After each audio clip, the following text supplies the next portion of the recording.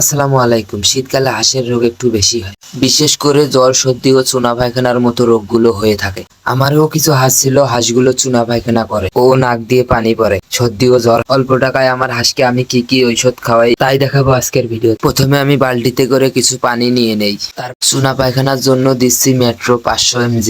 ডেটটা ভালোভাবে গুঁড়ো করে নেব। জ্বর ও নাক দিয়ে পানি পড়ে তার জন্য নিচ্ছি নাপা ও জোফাস্ট সিরাপ। অবশ্যই এই ঔষধগুলো হাঁসকে সঠিক পরিমাণে দিতে হবে। আমার এখানে 25টা হাঁস। নাফা ও জোফাস্ট সিরাপের 1.5 কাপ করে নিয়ে নেব। 1.5 কাপ পানিতে ভালোভাবে দেওয়ার পর পানিটাকে ভালোভাবে মিক্সার করে নেব। মিক্সার করার পর অর্ধেক পানি আমি টবে করে তুলে নেই, আর বাকি অর্ধেক পানিতে খাদ্য দিয়ে ভালোভাবে মিক্সার করে নিয়ে এগুলো হাঁসকে খেতে দেব। এই ঔষধগুলো সঠিক পরিমাণে দিতে পারলে অবশ্যই হাঁস সুস্থ হবে। রোগ বুঝতে না পারার কারণে আমার 3টা হাঁস মারা যায়। তারপরে এই ঔষধগুলো খাওয়ানোর পর হাঁসগুলো সুস্থ হয়। ভিডিওটা আমার 3 মাস আগের করা ছিল। আলহামদুলিল্লাহ এখন আমি এই হাঁসগুলো থেকে এখন ডিম পাচ্ছি।